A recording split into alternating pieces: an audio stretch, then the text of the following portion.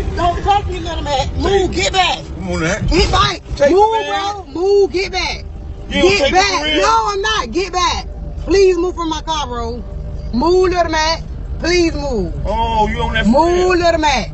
Move. Get my door, please. Get my door. All right.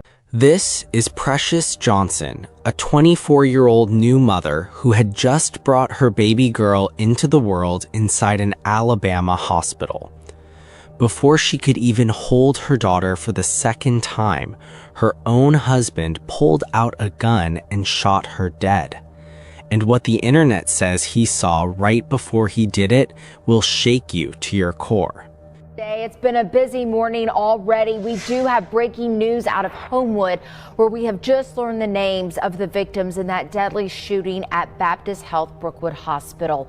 The Jefferson County coroner says 24-year-old Precious Alicia Janae Johnson was found dead with multiple gunshot wounds. So let us go back to the beginning, because you need to understand who these two people were before any of what happened that night makes any sense at all. Precious Alicia Janae Johnson was born on September 11, 2001, which is already a date that carries a lot of weight in American history. Her mother, Trista Roberts, said she knew from the very first day that her daughter was someone special, that being born on 7/11 meant something. Good morning, welcome to T&J's Child Care. I know you are probably tired of me posting my daycare a million times, but you do what you gotta do, right? Anyways, next week is our first open house and I'm super excited about it. We have a special guest coming. Can you guess who? Also, we have a whole bunch of different things planned. We give parents the opportunity to come in, ask questions. If you want to register your kid, you can. If you know anybody who might be interested, please share this video. It's going to be 637 Patton Road, Franklin, Kentucky. Make sure you include that because a lot of people have been inquiring and they're from Bowling Green or Russellville. Let everybody know that it is in Franklin, Kentucky. We hope to see you there. Even if you're just coming to say hi, just come and say hi. See ya. Precious had strong roots in Georgia, but had been living in Birmingham, Alabama in the years before her death. And by the time she was in her early 20s, she had built herself a real life there, where she worked as a nail technician. It's a new year, so you know what that means. We're starting off with a nail special. All the girlies who are trying to get their application right, their Frenchies right, their gel X right. So y'all been messaging me from the last class to do another one. And like I said before, first come, first serve. It's limited spots. So don't get mad at me like the last time because all the spots was gone, okay? The WhatsApp details will be below. And if you have any further questions, just feel free to message me, okay? So I've had over 30 students so far and they're all one-on-one classes. Some people know exactly what they want to work on, whether it be application, shaping, etc. Once you tell me what you want to work on, that's what we're going to work on. And I have students like this one who just take the class to learn how to do their own nails, whether it be to save money or they just want to do their nails themselves. And I also have friends who want to do a friend class. They learn to do each other's nails and that helps them save money. I mean, it makes sense if you ask me. So yeah, shoot me a WhatsApp. All the information will be provided to you. Oh, I didn't tell you the price. I'm bringing the $150 special back, okay? You heard me right, $150. And it's only because it's the first special of the year, okay? And this is only for the application course, not the gel X, not the French. I don't want y'all twisting my words. Anyways, that's all I have for today. Bye. Precious was deeply religious, attended church regularly, and genuinely loved to worship.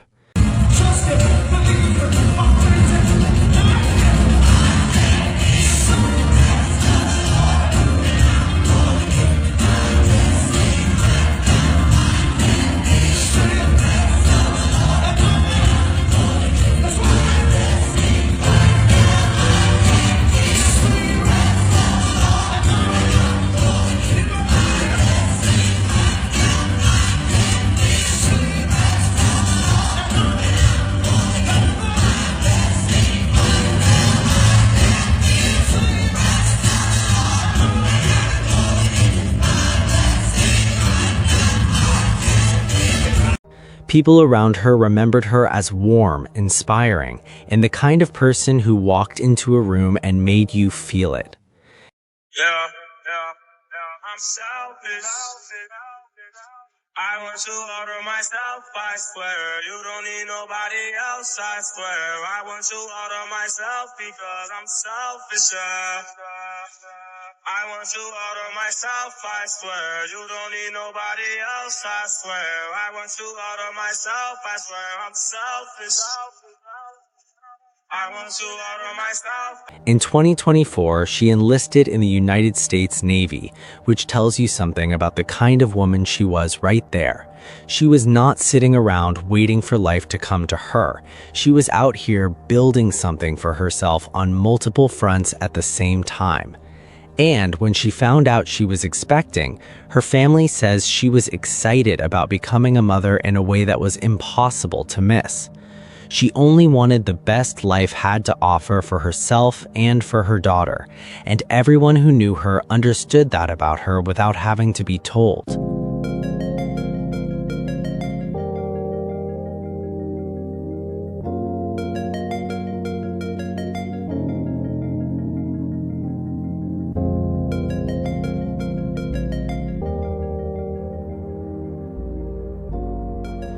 Her husband was a different story in terms of age, but not in terms of hustle.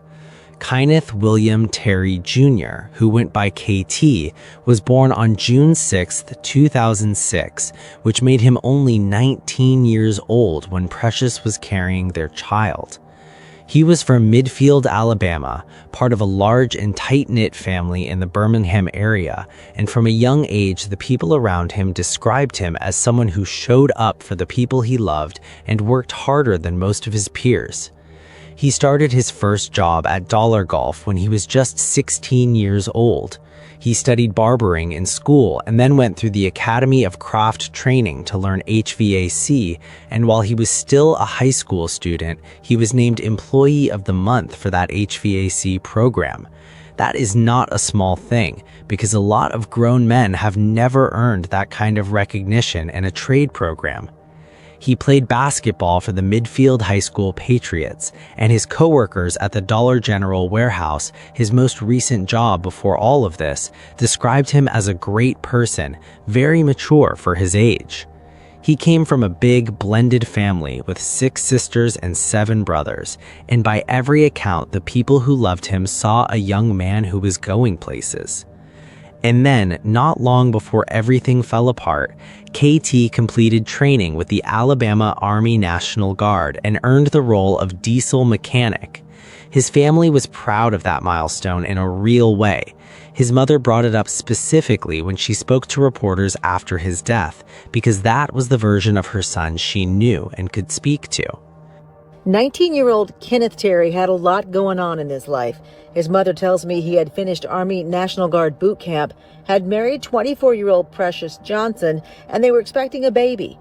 We are looking at a couple with a 5-year age gap, which by itself is not unusual at all, but a timeline that moved very fast. KT completed his National Guard training, they got married shortly after, and Precious was already pregnant. No exact wedding date has been confirmed publicly, but the sequence puts all of this happening within a very short window of time. By the time March 2026 arrived, they were a recently married couple. He was 19 and she was 24, and they were about to welcome their first baby together. What was really going on underneath all of that is something only they knew fully. But in the weeks leading into the birth, KT's mother confirmed to reporters that the couple had been having marital problems and that Precious had made it clear she did not want KT's extended family present in the hospital room when she delivered. KT himself was still allowed in as her husband and the baby's father, but his relatives were kept out. That is a specific kind of tension in a relationship. It tells you the two of them were not in a good place with each other's families, even if the details of why have never been made public. And that is the last piece of confirmed information anyone has about their relationship before the night of March 1st. Well, I did speak with Kenneth Terry's mother today. As you can imagine, she is devastated. She did not want to speak on camera, but she told me she just can't understand what happened. She said this young couple was having some marital problems, and Precious Johnson did not want Terry's family at the hospital when she delivered the baby. There were no police reports on file involving either of them, no domestic violence complaints or protection orders. From the outside looking in, this looked like a young couple under the kind of stress that comes with getting married quickly and having a baby, the same pressure millions of young couples are under. Nobody flagged this as dangerous, and that's part of what makes March 1st, 2026 so hard to sit with. On the evening of Sunday, March 1st, 2026, Precious Johnson was a patient on the 5th floor of the Women's Medical Center at Baptist Health Brookwood Hospital in Homewood, Alabama. She had just given birth to a healthy baby girl whose name was Aliyah. Precious was in the post-delivery recovery area, the part of the hospital where new mothers go to rest after giving birth, and KT was with her in the room as her husband and the baby's father. Aliyah was not in the room at the time of what happened next. At approximately 9:22 that evening, KT whipped out a gun and shot Precious multiple times. Then he turned the gun on himself.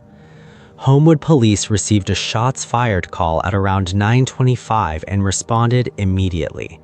Officers arrived at the hospital, went up to the 5th floor, and found them both already dead from their injuries. We are learning more about a deadly shooting that happened at Brookwood Hospital's Women's Medical Center Sunday night. Good evening, I'm Carly Lang. And I'm Maddie McQueen in for Sherry Jackson. Investigators say the two people involved knew each other. CBS 42's Shirley's Ramos joins us there live now with the latest on the case. Shirley's, what have you learned today? Maddie, we are learning that when Homewood police arrived here last night, they found those two people dead after what they say was the visitor shooting the patient multiple times in her hospital room, then turning the gun on himself. Now we do know the names of those victims and are hearing from local advocates and hospital leaders about this situation. Homewood police say at around 9:30 Sunday night, officers responded to an apparent murder-suicide at Brookwood Hospital. This morning, the Jefferson County Coroner's Office confirmed the two dead to be 19-year-old Kenneth Terry Jr. and 24-year-old Precious Johnson. Police say this is being investigated as a domestic incident. It's highly likely that based off of what we see in murder-suicides and the escalation of violence during pregnancy and postpartum is often tied to a diminishing amount of power and control that this person felt like they had on their partner. Police say no one else was injured, but this incident has raised concerns about overall security in hospitals. Experts say this is an isolated incident, and many hospitals in Alabama have security plans in place. We will take this opportunity, just like we do any other time that there is an event, for there to be a minute to breathe and have an after action look and lessons learned, and see, as best practices are shared with the hospital community, where we may need to start focusing on enhancing some things. Mick Williams says this event shows that domestic violence is not just an issue in the home, but a health and safety concern for the community. Homicide is actually the leading cause of death in pregnant and postpartum women, much higher than any sort of medical complication. Pregnant women are truly in danger at the hands of their partners when there's domestic violence involved. The Jefferson County Coroner's Office officially confirmed that Precious died from multiple gunshot wounds and that KT died from a self-inflicted gunshot wound. Both were pronounced dead at 9:29 in the evening. The coroner's office classified the manner of death for both as an apparent murder unaliving and domestic assault. The hospital was on lockdown for hours as Homewood police investigated the shooting. Police say preliminary investigations show the shooting was an apparent murder-suicide. The lockdown was lifted the following morning once police confirmed there was no ongoing threat. And this was a murder-unaliving situation, and both people died at the scene. There was no arrest, and no criminal charges or trial will be made. The investigation wrapped up quickly because there was no living suspect to investigate. Starting as early as March 2nd and 3rd, the day after the shooting, comment sections under local news posts about this case started filling up with a specific story. The claim was that Precious had told KT, either right before or right after she gave birth, that baby Elia was not his child, that he looked at his daughter and saw something that made him question her paternity, and that what happened next was a direct result of that moment. That story spread to Instagram Reels, TikTok videos, and blog posts within days. There was also a separate claim, this one supposedly coming from a family member speaking online, that Precious had drained KT's bank account after he received his military pay, that she had financially betrayed him while he was serving. This one also spread widely, and this one also has zero confirmation from any named source, any police statement, or any mainstream reporting. What all of those outlets reported instead was what KT's mother actually said: marital problems, tension around the delivery, and total shock at what her son had done. I think it's a sad, but this was an isolated incident. And I will say, in my 30 years of working at the Hospital Association and representing our hospitals in the state, this is the first time something has occurred like this. In the days after March 1st, something else quietly came out that also deserves attention because it goes beyond just this one family. A reporter from WVTM-13 decided to walk into the labor and delivery unit at Baptist Health Brookwood the day after the shooting just to see what would happen. And she walked through completely unchecked. Nobody stopped her or asked who she was or why she was there. She just went in, walked around, and left, less than 24 hours after 2 people died there. I wanted to get an idea of the security there. Less than a day after the shootings, I walked through the labor and delivery unit unchecked. Hospitals always do after-action reports and look at what are the lessons learned, what worked well, what might need to be refined. And in doing that, it's not uncommon for the Hospital Association to pull together all of our hospitals to share information and best practices and what worked and what didn't work and what might need to be revisited.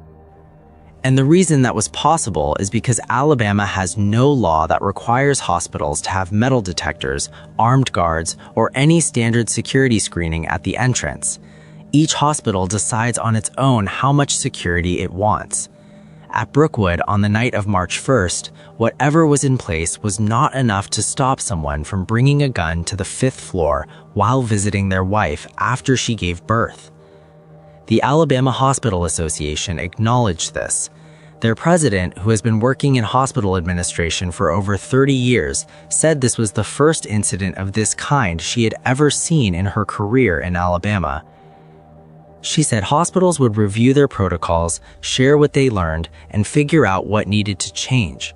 But she also called it an isolated incident. And while that might be technically true for Alabama, it is not true for the country. Because this has happened before. In July 2013, a man named Taseman Earl Boone walked into Forsyth Medical Center in Winston-Salem, North Carolina, and shot his girlfriend, Sakina Cutchin, in her hospital room while she was recovering after giving birth to their premature baby daughter. He then shot himself. The baby was in the NICU and survived. Good evening, and we have new and disturbing information tonight about that murder-suicide at Forsyth Medical Center. Tonight, the mother of the gunman is opening up to us about her son's relationship with the victim. Stephanie Brzezinski is live outside the hospital with what she had to say, all new at 5 o'clock.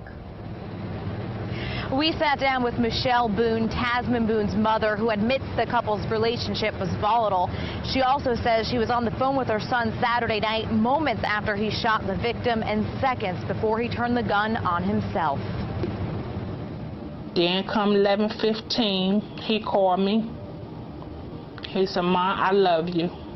I love my brothers and sisters. He said, I love my nieces and nephews. Next thing I know, I heard a gunshot. And the phone dropped. That is the last memory Michelle Boone has of her 27-year-old son, Tasman Boone, the shooter in Saturday's Forsyth Medical Center murder-suicide. Boone says her son called her multiple times that day from the hospital. In the morning, she says he was happy, talking about the birth of his daughter, Kimora, who remains in the neonatal intensive care unit. But by evening, something had changed. Boone says the couple had been arguing again and claims Sequina Cutchin told her son the baby wasn't his and he wouldn't have rights to her. That's when Boone says her son snapped. I don't condone it. I hate that it happened. I wish I could have stayed on the phone a little longer and talked to him. I wish I would have knew where his head was at. I would have got the police to go over there, and I'm sorry that Sequina Cutchin is gone. I'm sorry that my son is gone. And meanwhile, the baby, who again remains in the NICU here at the hospital, is in the custody of Child Protective Services. Michelle Boone says she would like to have a DNA test on the baby to figure out whether or not the granddaughter is hers. Her son, Tasman Boone, will be laid to rest in Virginia later this week. We'll send it back to you. All right, thanks a lot, Stephanie. It was at this time yesterday that we showed you police and court documents revealing violence in the couple's relationship. Boone threatened Cutchin, saying, quote, "You won't make it to court. I will blow your brains out." Also, Boone allegedly hit Cutchin with a vehicle. Today, police confirmed that attack as well as 3 other occasions in which Boone was arrested and charged on counts related to domestic violence. Boone's mother, however, claims those allegations are all false. Their son was targeted because he was a convicted felon, and his side of the story was never shared. This, as autopsy results released today, show that Sequina Cutchin was shot in the head. Those results also confirming that Tasman Boone died of a self-inflicted gunshot wound to the head. Winston-Salem Police Department's Domestic Violence Unit says it has been in contact with Cutchin on several occasions and offered her assistance. That case had documented prior violence on the record, including charges that Boone had run over Cutchin with an SUV while she was pregnant and a direct threat on record where he allegedly told her he would blow her brains out before she could make it to court. Wanda, Sequina Cutchin and Tasman Boone had a history of domestic violence clearly indicated in these court documents we found. And tonight I also spoke with an ex-boyfriend who reacts to her tragic death. She was a sweetheart. She wasn't a bad person. Stratton Van Buren is an ex-boyfriend of Sequina Cutchin. He says the two met in New York City, Cutchin's hometown, and were in a relationship for 8 years. They also have a daughter together. On Saturday, Van Buren learned his ex was allegedly shot by Tasman Boone, a man Van Buren describes as dangerous, both physically and verbally abusive towards Cutchin. Court documents also expose a violent domestic history between Boone and Cutchin.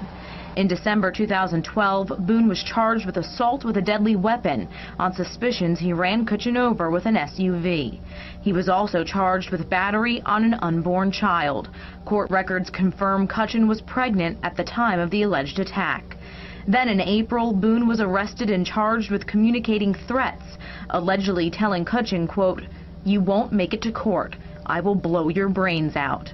He was released on bail April 20th, and a judge ordered he have no contact with Cutchin. He shouldn't have been on the streets. When they had him back in April, he shouldn't have been released. Do you think the court system failed Sequina? Yes. They literally let her down because she was coming to y'all for help. And she's telling you that this man is trying to hurt her, that he's going to do something bad to her, and y'all let him walk on the streets. We've also learned tonight Sequina Cutchin leaves behind 3 children, a 10-year-old son, 6-year-old daughter, and a baby born prematurely who remains in the neonatal intensive care unit here at Forsyth Medical Center. As for Tasman Boone, he was a convicted felon, and the couple had been together less than a year. We'll send it back to you guys in the studio. Now let us talk about what this actually costs, because the numbers are not just statistics. Research from the CDC shows that homicide is one of the leading causes of death for women who are pregnant or in the year after they give birth. Not car accidents, not medical complications, homicide.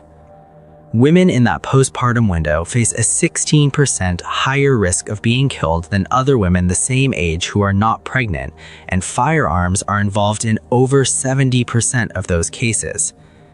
And research tracking young mothers found that rates of intimate partner violence actually went up from around 18% at 6 months after birth to over 25% by 12 months. The period right after having a baby, which is supposed to be a time of bonding and joy, is statistically one of the most dangerous windows in a woman's life when it comes to partner violence. Now, all of that context matters for understanding why cases like this one happen at all, but it does not excuse KT specifically, and it does not excuse anything. And we want to be clear about that, because there has been a real conversation happening online about whether his actions were somehow more understandable because of the pressure he was under, or because of what the internet claims he was told in that room. Here's the honest answer. Even if every single rumor about what Precious said or did were confirmed as true, a 19-year-old man made a choice to bring a gun into a maternity ward and shoot his wife multiple times on the night she gave birth. That choice is his and only his, and nothing that was said in that room creates a different answer to that question. Precious's mother, Trista Roberts, described her daughter as a beautiful soul who meant everything to their family and said that she was robbed of her gift of life, and so was her daughter.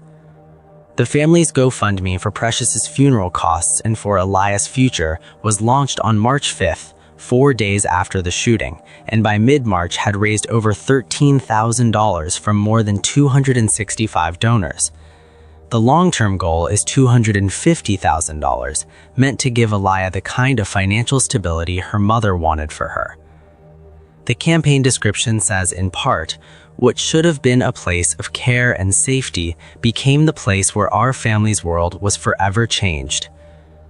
Precious's viewing was held on Friday, March 13th at Faith Memorial Chapel in Bessemer, with her celebration of life service the following day and burial at Valhalla Cemetery.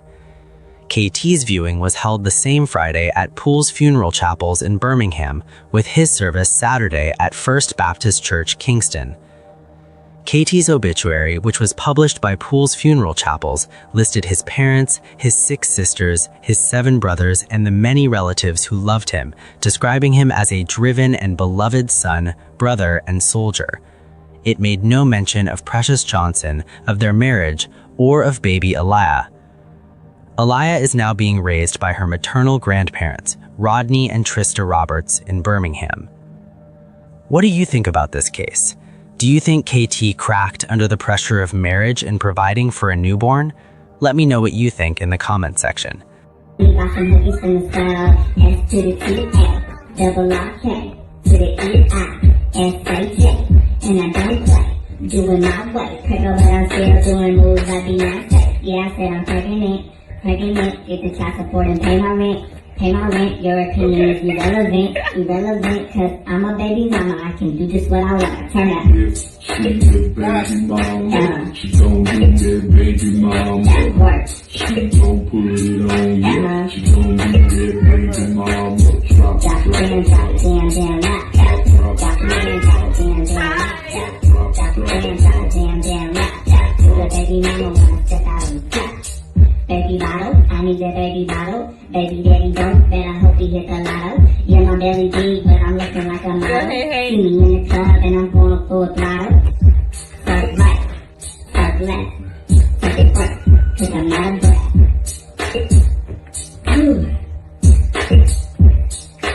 Yeah, I said I'm pregnant, get the child support and pay my rent, your opinion is irrelevant, cause I'm a baby mama, I can do just what I wanna work. She's a baby mama, gon' get that baby mama, work. She gon' put it on you, she gon' get that baby mama, drop it down, lock, drop it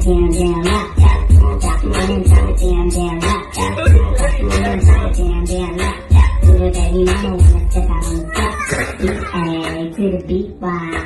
M-O, double M-A. Say beat A to the beat Y. Do that, baby mama on the floor with it. Drop it low with it. Down get it like a pro with it. On the floor with it. Drop it low with it. Down get it like a pro with it. Yeah.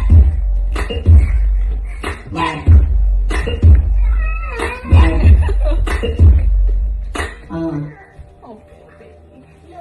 Also, click on one of the cards on your screen to see more videos like this.